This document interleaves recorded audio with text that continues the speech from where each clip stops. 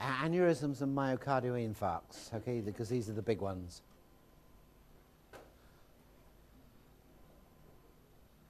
Okay, so impending myocardial infarct. Now you'll notice here the normal graph, first sound twice the size of the second, and the gap of the resting period of the heart twice the length of the working part. Okay, here we see the resting period is shortened. Okay, now those coronary vessels go on the outside of the heart. And they then plunge deep into the heart myocardium, the muscle tissue, and you get capillaries which literally run between the muscle fibers. Remember, the heart is basically muscle fibers, and between every fiber is capillaries. All right? So if you get hold of your fist now, just put your fist up there, and is it nice and warm? Are you feeling warm all right? Okay? Yeah, okay. And you've got the blood coming through. Now clench your fist as hard as you can. Okay? How much blood do you think is going through now? Okay? All right. Now relax it, and you get a lovely, ooh, nice. And that's what your heart does, but it does it every 0.8 of a second. It contracts, it relaxes. So the important time is the relaxation, isn't it? If you are not resting enough, you don't get the blood to your heart, okay, sufficiently. So as the heart fibers contract, they squeeze the capillaries. And they squeeze, and the capillary is only just about big enough for the red cell to pass through. And some, when they go round corners, the red cell actually has to bend, doesn't it, to be able to get round corners in the capillaries. Okay? And as they get older, they get stiffer because of oxidative damage. So you can imagine when that muscle contracts, it stops the blood flow. Okay? So if you decrease your resting period, you're going to do damage to your heart. Okay? And this is what you can pick out. So the shorter this rest period is, the more severe. So when it comes down to being the same size, this is very severe. Okay? If it's only half of that distance, then it's moderately severe. Okay? But this really is the big one. So if you find this out on a person, you really need to be able to detect it and do something about this, okay? Because this is important for you if you find it on yourself, or your patients, of course, because it could be the big one. Now, an ECG, electrocardiograph, does not show an impending coronary attack. This was asked of many experts in the cardiac field. Does an ECG predict a heart attack? And the answer is no, it doesn't. Okay, why? Because it will show it after the heart attack. So because of the damage to the electrical wiring in there in the muscle will show an abnormality. So it can show you that there's been a heart attack and probably where the heart attack or infarct has occurred, but it can't predict one. Okay? So a developing coronary condition will show us a shorter rest period between the second sound and the next first sound. If it's half the length, it's a serious coronary condition. So here we see the blood vessels, as I described, the left and the right. And these are the first vessels that leave the aorta. So they're pretty early on, long before we got off to the carotids or aortic, from the aortic arch there, we're passing the blood to the heart itself. So that's the first organ. And of course, it's a major organ, remember, of muscle, so it uses a lot of blood. In other words, a lot of oxygen and a lot of nutrients to get all those muscles to work, more than anywhere else. It needs a lot of ATP to get the mitochondria to it, so it has a lot of mitochondria. And that means you need a lot of magnesium, because you remember with making ATP, magnesium is the most critical thing. So products that you might consider if you find you've got a short second sound. Now you can detect that by listening to it. You'll get is lub dub lub dub lub dub lub dub lub dub. No gap. Okay? Just a short period, the same period between the lub dub lub dub lub dub. So listen carefully, lub dub lub dub lub dub. So there's no longer resting period. What you should have is lub dub lub dub lub dub lub dub. Okay? The more you listen to people's hearts, the better you get. Okay, it's like anything. The more you're suddenly, I can pick out there's a murmur. Fantastic when you hear your first murmur. And then you think, how the hell will I ever determine whether it's, systolic, diastolic or whatever? Don't worry about it, it comes, and when you look in there, and like anything, the more you do it, the better you get. So products, you may consider here heart tissue extract. And this is something which I think is really important when you've got myocardial necrosis. There was degeneration of the muscle and not enough resting period. You need all the strength for the heart. So you may find that heart tissue extract strengthens them up very nicely. The bottom line is test with it, all right? We use the one, as I say, for the powder from New Zealand because it's nice and clean, I can certainly recommend that. Smart G complex. Remember, we've got an impending coronary here, or maybe you've had a coronary. Why G? Two reasons. B and B2 and B3, what do they do to the blood vessels? They open them up. Think of the vasodilation when you have a nicotinic acid flush. They're vasodilators, all right? Now, the other important ingredients in there was the choline and the inositol. Why? Because they're lipotrophic factors. They break down triglycerides and cholesterol. Okay? It's the truth. Okay. You look amazed. why are you looking so surprised? Okay, where do you get choline and inositol from, do you think? Food-wise. Eggs. Egg yolk, yes. And of course, what's had a bad name for the last 30 years with people with cholesterol is eggs. So people don't eat eggs very much, and they haven't had the yolks. Now, if you get proper eggs, you get nice yolks. You do get cholesterol, yes, everybody agrees there, but you also get all the lipotrophic factors which help you break the cholesterol down. Okay? But if you test with a battery egg, a factory farmed egg, you won't get the choline and the inositol. You get the cholesterol. And that was the problem, that the research was flawed to begin with. Now they admit that there's nothing wrong with eggs, providing they're free range and ideally organic. So G complex for two reasons. Vasodilate, very, very important to get that blood circulation going, and very, very important to break down fats, cholesterol and triglycerides with the lipotrophic factors. Wheat germ oil, the vitamin E, to protect against oxidation of the oils and also to strengthen the heart. Remember, what was the condition when the cows keeled over? When the vitamin E deficient is necrosis of the heart. Okay? And that you don't get a second chance. You don't survive that one. Smart C, not just for the C. In fact, many people now come to the conclusion that heart disease is scurvy. It's a modern form of scurvy. And it's called scurvy, if you like, particularly in German medicines. A lot of natural medicines call it scurvy. But it's not ascorbic acid, and that's the key thing here. It's not ascorbic acid, it's the tyrosinase enzyme and the bioflavonoid part of the vitamin C.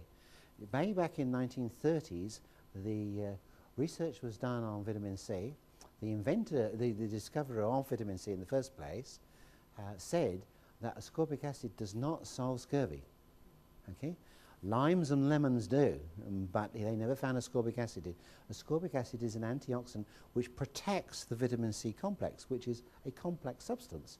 Okay, just like you saw with what Jill described as vitamin E, is a complex.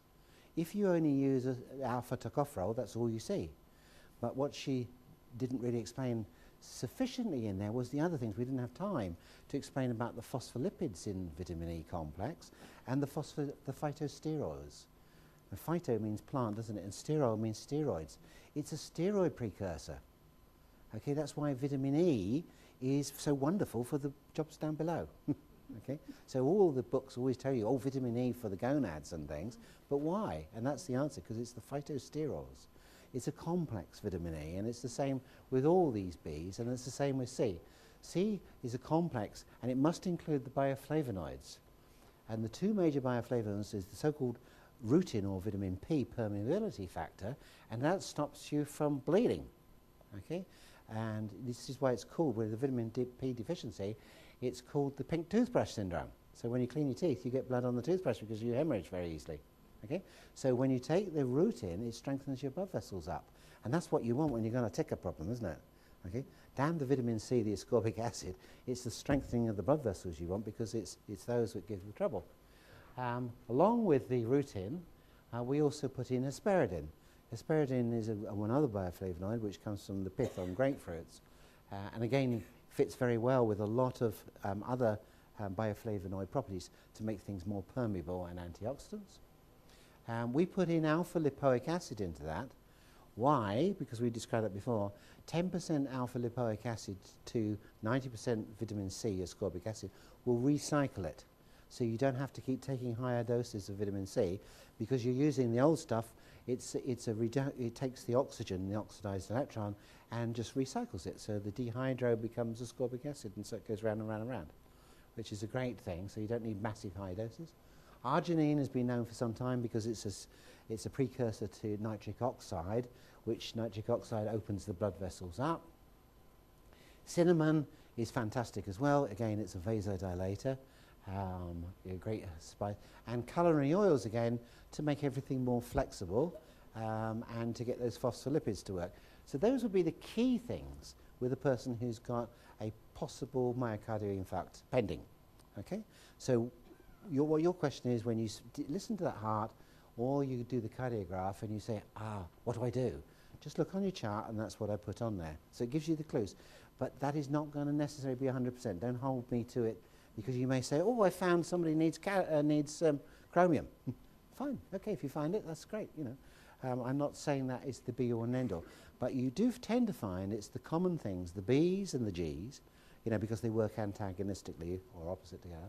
The E's to protect all the oils, of course, in there, and the vitamin C complex. These are the real important things.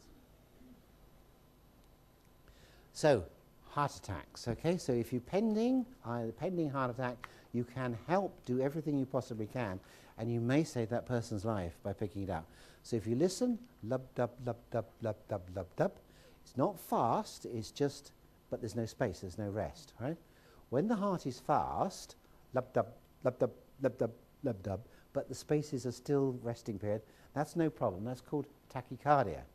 And when it's lub dub lub dub lub dub, okay? When it's slow but it's regular, that's bradycardia, okay? We've still got our working period and our resting period has been equal. So the heart rate here in bradycardia is 60 or below. When you get below 40, you're really in problems, okay? It's just too slow. But a slow heart is called bradycardia.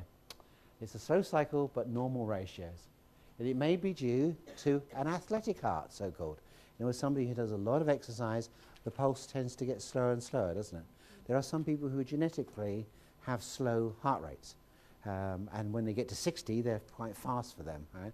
But normally they can go 40, 50, no problems at all, okay? So it can be normal. But a person who's doing a lot of exercise may develop a slow. Their problem is when they stop exercising, okay? And what happens then? So it could be that. And of course it may be a hypothyroid. So their metabolic rate is slow, and as this metabolic rate is slowing, so the cardiac cycle is slow. So the bradycardia is usually a sign, or could be a sign, of hypothyroid. And hypothyroid definitely can be due to toxic metals. I think on the negative side, if you like, of thyroids, we may need iodine and selenium and tyrosine and so on. But on the poisonous side, we go back to your old routines again. Is the patient red, green, blue? And if they're blue, check them for mercury. If they're green, check them for nickel. And if they're red, check them for aluminium. Or aluminum, as John was saying. Okay. I said aluminium. I remember at one seminar, they said, what's that? I said, it's what cars are made of, you know, and things. They said, no, that's aluminum, you mean. Aluminum. So it could be any of those, or it could be any other metal in there. So anything is possible to inhibit, because toxic metals inhibit enzymes from functioning, as we know. It could be high halogens. In other words, it could be high levels of fluoride, and it could be high levels of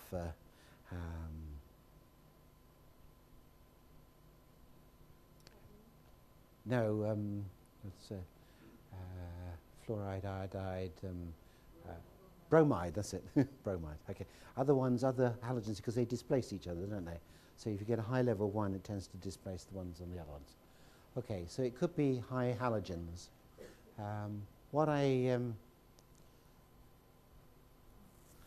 didn't know, and we said about this in the update, is I had a visit to Dove's Farm. You know Dove's Farm, the people who do the grain, back in September time, and was talking to the guy there about wheat, and he was telling me about, you know, how the newer modern wheats have a lot more chromosomes than the older wheats and so on. And he said, do you think that's the reason why people get irritable bowel so much? Because that's the way of the modern research.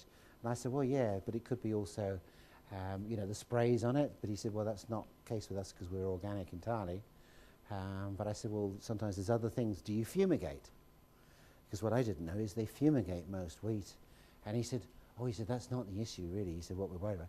He said, do you know? He said, A, we have to put calcium into all our grain, okay, by law, but not on the packet, and fluoride, okay?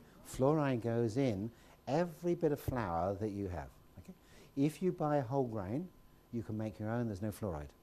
He said it went in 10 years ago by law, and you don't have to put it on the packet, okay? Because the level is so small in there, it's not considered to be anything more than a trace, but you only need, of course, a trace, and it's sodium fluoride. Okay? So if you come across somebody who's really high in fluoride, that could be one of the sources of it. Okay? And I said, why? He said, well, because of the dental side with the teeth, and that's why they so-called put it in. But he said, we don't have to put it on the label. And we said, we don't have to put in that it's got added calcium either. He said, it's a legal thing. And I thought, wow, I can remember this big hoorah in America and in New Zealand and Australia about fortifying wheat with folic acid, because they wanted to do that 10 years ago. And there was a lot of outcry about that. And because synthetic folic acid can actually create more problems because you can't get it to work, and it can be, you know, bad. So you don't think about flour as being pure. It's not, even though it might be organic. The only way to guarantee that is to buy wheat. Buy whole wheat and mill it yourself. Okay? Sam's a great expert at this now, aren't you, Sam?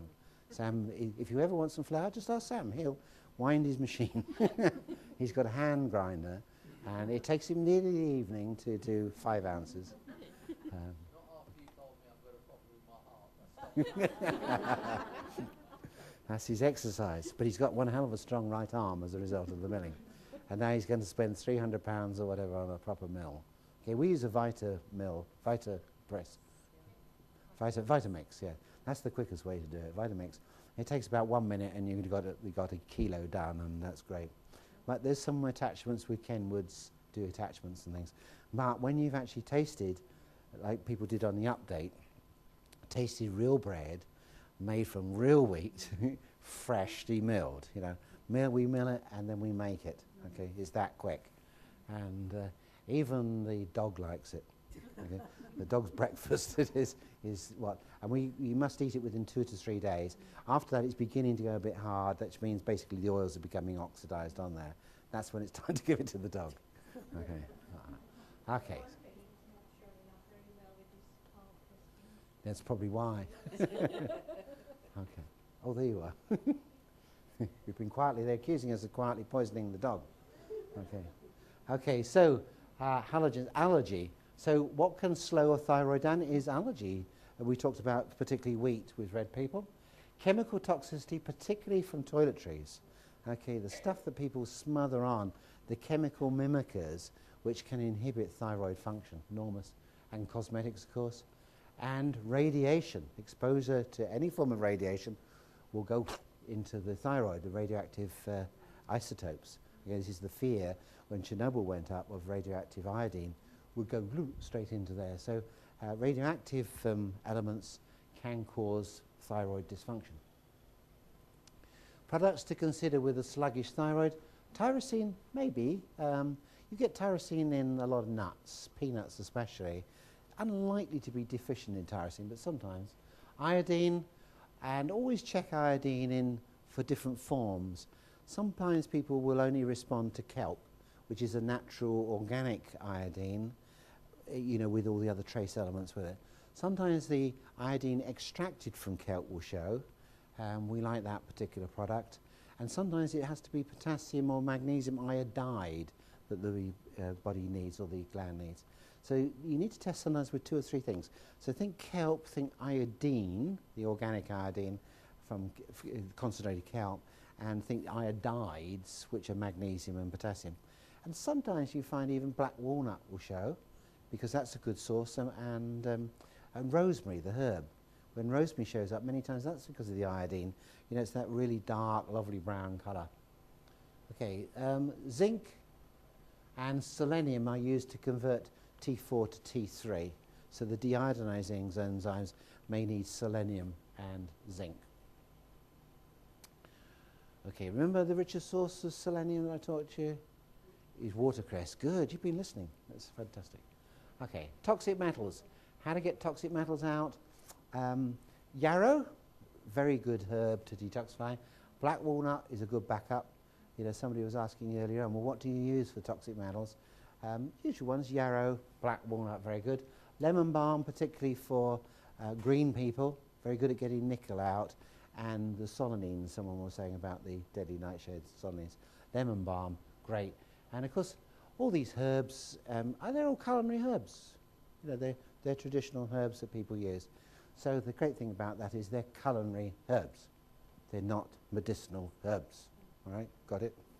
Okay, so that's good because it means, what does it mean if it's a food as opposed to a medicine? There's no VAT. And that's interesting, isn't it? So they're made cheaper. Okay, so things like spices and herbs are culinary, so they're counted as foods. So they're exempt from VAT. Chemicals. Yarrow is probably one of the best ones there, although I would suggest probably you may consider here, and we'll try this a bit later on, toxic metals, you may consider coriander. That's the spice coriander, and again with chemicals. Put coriander in there. I like coriander. It shows up a lot with metals. Sometimes the leaf, the green, the herbal one will, but more often it's actually the seed, the spice part is really powerful. But it has to be the actual freshly ground spice and not necessarily the tincture. Radiation. Jill mentioned about the tocotrienols, wasn't it, with radiation? You mentioned about the chemical warfare and the radiation agents or something, wasn't it? Countermeasure agents, okay. So I think the only creature that can survive radiation is the cockroach. Maybe they've got the tocotrienols, but the tocotrienol part of the vitamin E is found to have, you know, more beneficial effects than the tocopherol part. And this again stresses the importance of the whole being more important than the divided bit. So again, you should get that whole from your freshly ground wheat for making your bread. Okay, so the more refined it is, or the older the wheat is, the less you get all these valuable substances. But rutin has a good track record there as well. So the vitamin C complex, which contains rutin from the buckwheat, has great protection on radiation. So if you've got a patient undergoing radiation therapy, or a lot of x-rays or scans and wants to take something, vitamin C complex because of the rutin there is good. Now, speeding the heart up. What speeds the sympathetic and the heart up is phosphorus. So phosphorus speeds up, potassium slows down. So phosphorus is like an accelerator. So any phosphate will speed you up, and any potassium salt will slow you down. So phosphorus or phosphates may be present in alkaline ashes. Pasteurized milk. We talked a lot about pasteurized milk on the update, or unpasteurized milk, as the case may be if you want to get the phosphorus up. Peanuts are a good source of phosphates. Whole cereals all contain natural phosphates. So cereals tend to create phosphates which are acidic, okay, whereas most fruit and vegetables and plant origin will alkalize us. Cereals, because of their phosphates, will tend to acidify. So that's the slow heart. So if you want to speed it up, you give them phosphorus. If you want to slow it down, you think potassium. So tachycardia is a normal cycle, normal rhythm, normal rest periods, but fast. Probably 100, maybe up to 180. So that's quite fast. And it's consistently, bum, bum, bum, bum, bum. It's not, bum, bum, bum, bum, bum, bum, bum, bum, bum, bum. That's arrhythmia. Okay, when we're bum, bum, bum, bum, bum, bum, bum, that's tachycardia. We've got to put the brake on that. So that may be a fast, maybe due to a hyperthyroid, an overactive thyroid. So remember overactive thyroids, remember wheat, allergy to wheat or gluten, toxic metals, iodine excess, perhaps the person's getting in too much iodine in one way or another. We use the C complex to try and calm things down, and vitamin C has been shown to reduce hyperthyroid activity, and potassium or alkaline ash minerals. So the best source of natural potassium, which is what we're doing as an organic form of potassium, is alfalfa. So alfalfa with potassium is a wonderful organic. Remember Jill talked about the seawater experiment with just a drop of natural seawater in the tank of everything the scientists could find was in seawater. but they couldn't, the fish didn't live in there, right? But when the clever guy put a little bit in there, then the fish could live, even though it was only a small amount. It was like a catalyst, it activated whatever the water. And that's what we found with the food. If you put the food in there, so what we put is in the vitamin C complex to get that tyrosinase, that organic copper, is we put magic mushroom in it. No, it's reishi mushroom and shiitake mushroom, okay? They're the richest source where the laboratories extract tyrosinase from. And the other source, of course, was potatoes, wasn't it? So potato juice will have a very rich source of tyrosinase, but may not be so good for green people. So the good natural source of potassium, organic bound potassium within the plant, is alfalfa.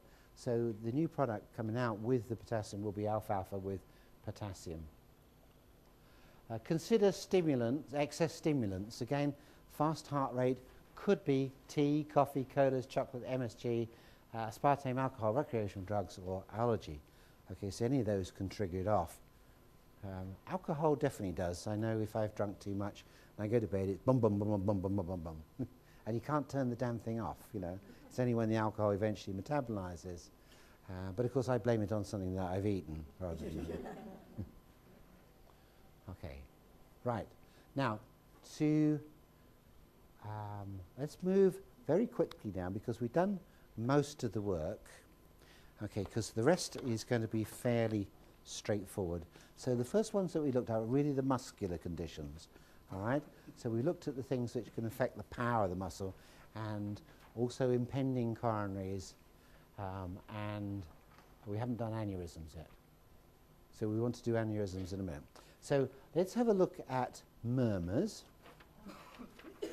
So we can go through these because these are relatively straightforward. Although murmurs are sound complex, we can go through them quite quickly. So stenosis is a valve not opening wide enough. Okay, so when the valve needs to open to allow the blood flow, it doesn't open completely. And because it's only partially open, the blood coming down whizzes back round again into the chamber which is contracting. I told the story about in the summertime we took the children to Centre Parks, and they had one of these water slides that you go down in the rapids and that sort of thing.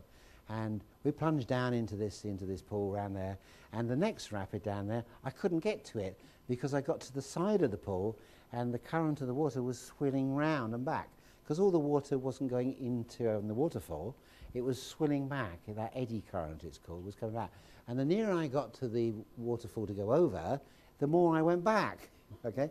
And that's what happens in the heart. So if the valve doesn't open properly, as the ventricle or the atrium contracts, pushes the blood through, some of it will eddy back, and that's what you hear as a pre-systolic murmur. So it will be before the actual systole of the shutting of the valve, you get this murmur, okay? So we'll hear that in a minute. We've got the sound in, haven't we? There's a wire into it anyway. Okay. So stenosis is a valve not opening. It sets out eddy currents on the other side of the stenosed valve, which is picked up as the murmur. If it's the mitral or tricuspid valves, and those ones in the middle, the murmur will be just before the first sound. In the case of the pulmonary aortic valves, it's just after the first sound. So the etiology, it could be congenital. In other words, you've inherited this. Could be, okay? It used to be rheumatic fever. It was the so-called rheumatic heart. Okay, so this has left you permanently scarred on the valve that it never worked properly. So it was considered to be what's called a rheumatic heart, and you were a poor person for the rest of your life because you got a rheumatic heart. And you were probably loaded for your life assurance and told that you're a poorly person, you shouldn't lift anything and so on. It can be due to calcification. We now know that that's probably more important, and because calcification will harden the valve so it doesn't open up properly, or possibly even high cholesterol. So here we see the stenosis. So before the first sound here, and here we're getting the shh. And with the aortic one, we're getting it afterwards. So we're getting the lub, shh, dub. Okay? So it's quite simple really, isn't it?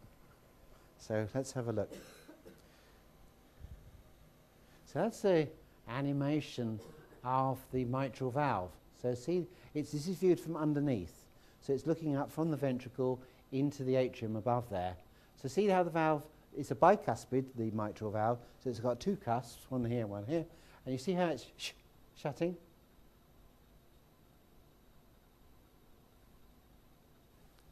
Clever, really, isn't it? Okay, so there we've got our sound before our presystolic murmur or diastolic murmur. Some authorities say that mitral stenosis is the most prevalent valvular disorder of the heart, especially in women. Don't know why. It is characterized by a presystolic murmur. There is also present as diastolic murmur. Okay. So remedies, or what we might consider from a nutritional point of view, is heart tissue, of course, because you've got a problem with the heart. So maybe the protomorphogen would be a good idea. Smart G complex, stenoses, okay? Okay, stenosis equals G. Okay, regurgitation equals B. Okay, that's really all you need to know. It's all on there. Okay, so stenosis is G. Okay, and regurgitation murmurs, which we'll see in a moment, is B. And it's as simple as that, really. Wheat germ oil, antioxidant, protect the heart, protect the tissues. Manganese. Manganese to strengthen ligaments and connective tissue. Remember we talked about manganese always being present with vitamin E, but it's the ligament or connective tissue strengthener, manganese, especially if it's in organic form. Magnesium and the essential fatty acids. So that gives you a lovely little package with somebody with stenosis.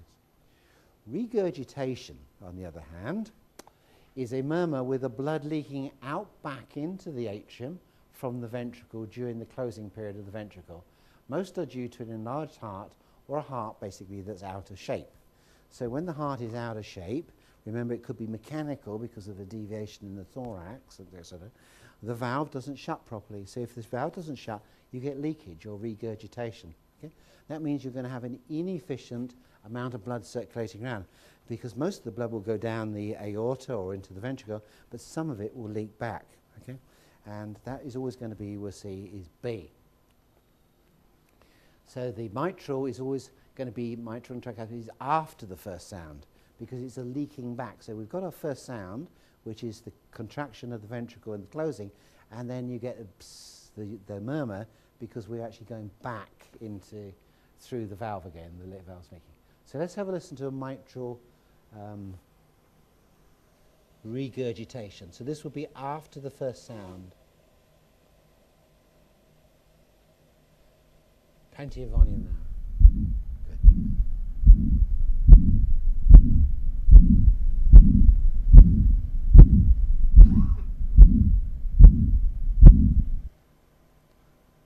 Okay? Yeah. So that person is working inefficiently. They're getting leakage back. So they need something to contract the muscle and improve the tone of the valve, okay, because it's leaking. They're the ones who need the B1 complex, or vitamin G as we call it, smart G. All right? The stenosis, remember, needs opening up. They need the G. Okay, so stenosis equals G, regurgitation equals B. All right? If you just remember that, you can't go too far wrong. So let's have a look. That's the mitral regurgitation, B. Remember again, mainly because it contains the B4 as well, and the C to improve the permeability. Natural sources of B we've talked about is going to be nutritional yeast, whole grains. There's a few interesting herbs and spices. Cayenne pepper is a rich source. Cloves, ginger, hawthorn. Again, we're doing all these as products. Kelp, sage, spearmint, and thyme. So these are all rich sources of vitamin B4. But for the majority of people, it's whole grains. That's where you should have got the B4 from. So either nutritional yeast or whole grains. Pulmonary and aortic stenosis is like the opposite. It's like the regurgitation. We're getting it after the first sound. So let's have a listen to mitral no, that should be aortic. Let's skip that one. Yeah, it's actually the same as the mitral stenosis sound. So we will go back to that one to listen to it.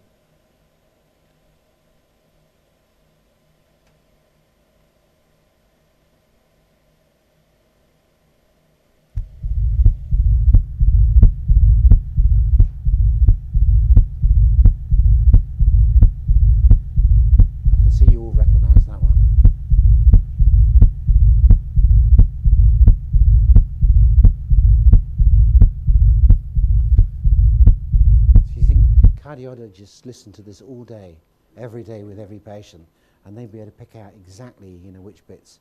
This would be just small stuff for them, because it's just routine. But to us, it all just sounds like a blur, doesn't it? But then you think, actually, yes, I can see that is after the first sound, or that's before the first sound. So luckily, the stethoscope, we can do the muscle test, and we can see it on the phonocardiograph. So aortic stenosis is attended by a systolic murmur of striking intensity. So being a stenosis, it needs G. Okay, so wheat germ oil, manganese, magnesium. So all stenosis needs the same thing, heart tissue extract. Whereas regurgitation, remember, needs B.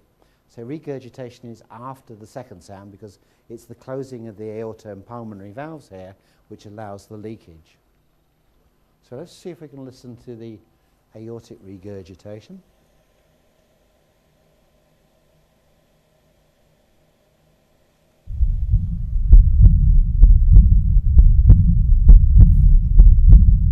Yeah, dub dub dub dub. See.